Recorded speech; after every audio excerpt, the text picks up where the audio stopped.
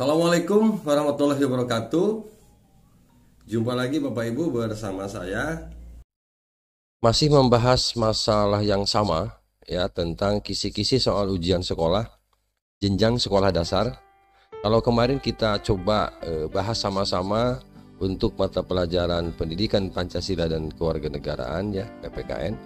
Kali ini kita coba untuk masuk memberikan gambaran, memberikan pemahaman terkait dengan kisi-kisi soal ujian sekolah jenjang sekolah dasar untuk mata pelajaran Bahasa Indonesia tahun pelajaran 2021-2022, berarti untuk ujian sekolah tahun ini untuk mata pelajaran Bahasa Indonesia. Baik Bapak Ibu, saya coba tampilkan dulu ya, ini adalah format untuk kisi-kisi penulisan soal ujian sekolah.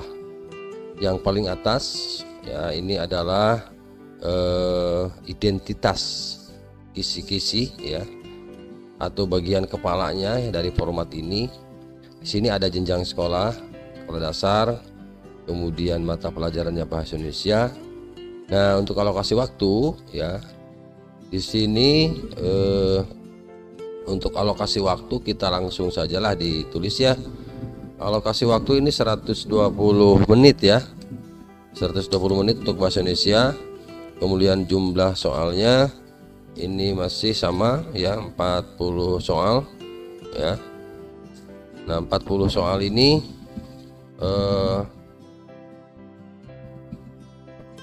nanti dibagi-bagi ya, ada pilihan gandanya, kemudian ada esainya, dan ada uraian. Bentuk soal, ini bentuk soal ini tadi saya sebut pilihan ganda, kemudian kita tulis saja sini, kemudian esai ya, kemudian uraian. Nah, ini pembagiannya bisa yang 40 ini, misalnya yang 30 soalnya, maaf, yang 30 soal kita tentukan pilihan ganda, kemudian yang 5 soal ini tadi esai ya, kemudian yang 5 soal lagi ini uraian tertulis ya. Nah, kayak seperti itu ya. Jadi ini 40 soal, kemudian tahun pelajarannya kita bisa tulis saja langsung 2021 2022. Baik, ini untuk Bahasa Indonesia ya. Di bawahnya di sini sama, komponennya terdiri dari ada nomor, ada kompetensi dasar, kemudian kelas, materi, level kognitif, indikator, bentuk soal, nomor soal. Jadi kira-kira seperti inilah ya komponen-komponen yang kita butuhkan. Kalau memang nanti Bapak Ibu masih kurang begitu, bisa ditambah, atau mungkin ada sedikit di perubahan atau ada penambahan, ada perubahan tidak seperti ini juga boleh, tidak apa-apa. Ini hanya sekedar contoh saja Bapak Ibu ya, hanya sekedar contoh, tetapi ini saya lengkap, contoh ini lengkap sampai 40 soal ya. Baik, kita coba kupas ya dari awal ini.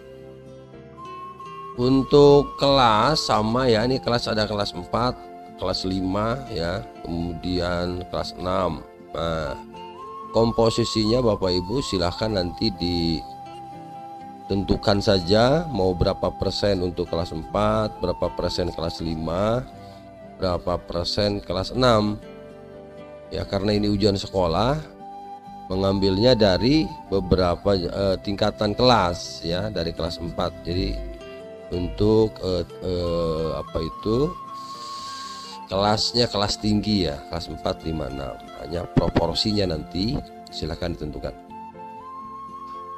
Saya contohkan misalnya di sini untuk kompetensi dasar. Ini karena kompetensi dasar itu kan mengambilnya dari kurikulum yang sudah Bapak Ibu susun ya, kurikulum yang sudah Bapak Ibu buat, termasuk sebenarnya materi juga sudah ada ya, di RPP ada ya. udah di silabus juga ada untuk materi. Ini juga sebenarnya tinggal memindahkan saja ya dari kurikulum yang sudah dibuat oleh Bapak Ibu. Hanya mungkin indikator soal. Nah, ini juga bisa ya, indikatornya itu mengambil dari kurikulum. Nah, di situ kan sudah ada, di RPP juga sudah ada. Tinggal dipilih-pilih begitu ya. Bagaimana ketika kita akan membuatkan sebuah soal. Hanya di sini ada indikator soal, artinya indikator apa yang akan diminta kepada anak gitu ya untuk jawabannya, sehingga perlu ditulis indikator soalnya.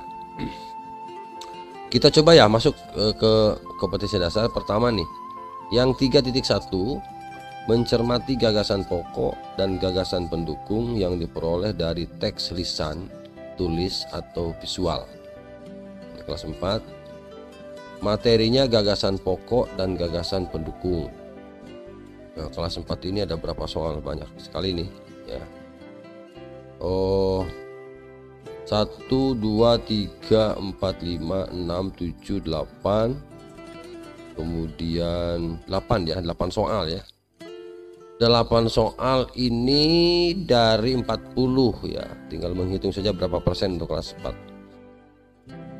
Kita langsung, ini level kognitif ya. Level ini ada level 1, level 2, level 3. Ini mungkin tingkat kesukaran ya. Kemarin kita bahas itu untuk level 1, level 2, level 3 aja ada 3 level. Level 1 itu C1, C2, kemudian level 2 itu C3, kemudian level 3, di sini ada level 3 nih. Itu C4, C5, C6 ya. Nah, silahkan nanti tentukan mau level apa, tergantung nanti tingkat kesukaran soalnya. Indikator soal disajikan teks non sastra, peserta didik dapat menemukan gagasan pokok salah satu paragraf. Nah, kalau indikatornya seperti ini, nanti bentuk soalnya bagaimana. Jadi silahkan nanti kalimatnya dirapihkan ya, kemudian kalimatnya teliti, dianalisa supaya bisa dipahami oleh anak ya. Ini pilihan ganda nomor soal 1. Kemudian untuk kompetensi dasar yang kedua, menggali informasi dari seorang tokoh melalui wawancara menggunakan daftar pertanyaan. Kemudian materinya adalah menggali informasi dari seorang tokoh melalui wawancara. Nah, di sini untuk indikator soalnya disajikan teks wawancara dengan seorang tokoh yang dilumpangkan ya. Kemudian peserta didik dapat menemukan informasi tentang isi wawancara. Berarti nanti ada pertanyaan-pertanyaan yang terkait dengan wawancara. Jadi nanti disiapkan pertanyaannya, kemudian yang ditemukannya itu apa ya, kemudian dituangkan di dalam sebuah soal sehingga bisa mewakili atau bisa terjawab. Jadi soal itu kan tujuan yang ingin dicapai dari kompetensi dasar ini apa, kemudian dibuatkan di dalam satu soal, kemudian soal itu nanti dijawab oleh anak apakah jawabannya tepat atau tidak. Nah, ini bentuk soalnya pilihan ganda ya, nomor soal 2 dan seterusnya ya. Kemudian coba saya ambil lagi nih contoh yang kelas 5. Nah, kompetensi dasarnya mengklasifikasikan informasi yang didapat dari buku ke dalam aspek apa, di mana, kapan, siapa, mengapa, dan bagaimana. Nah, kemudian menemukan kalimat tanya dari teks informasi. Nah, ini levelnya level 2 ini ya, masih pemahaman. Kemudian disajikan teks informasi peserta didik dapat. Nah, jadi nanti ada soalnya itu ada teks ya, mungkin singkat teksnya, tidak terlalu banyak. Nah, dibuat soalnya nanti. Dalam soal itu tujuan yang ingin dicapai di dalam pertanyaan itu adalah menentukan kalimat tanya yang dapat berdasarkan aspek apa. Misalnya ya, apa yang terjadi jika gitu ya, A, B, C, D. Kemudian menentukan kalimat tanya yang tepat berdasarkan aspek siapa. Nah, itu. Manakah di bawah ini ya yang termasuk kalimat tanya yang tepat? A, B, C, D, gitu ya. Nah, ini nomor 7, nomor 8. Nah, ini sekedar gambaran ya. Ini kelas 5, kemudian kelas 6-nya. Kompetensi dasar kelas 6 yang dipilih ya di sini menggali isi teks penjelasan, eksplanasi, kemudian penjelasan ilmiah yang didengar dan dibaca. Menggali isi teks penjelasan ilmiah yang didengar dan dibaca. Materinya di sini adalah menggali isi teks penjelasan, eksplanasi ya, kemudian indikator soalnya ya. Misalnya disajikan teks non sastra yang bertema kesehatan ya, peserta didik dapat dan menggali informasi tersurat teks dengan tepat. Di sini ada beberapa beberapa pertanyaan nih bahannya, sebab ada di sini ada 1, 2, 3, 4. Jadi satu materi ini ya, satu materi bisa dibuat ke dalam beberapa pertanyaan atau indikator soal yang nantinya diterjemahkan ke dalam soal. Menentukan unsur teks atau kalimat utama penjelas dengan tepat, ini juga masih pilihan ganda.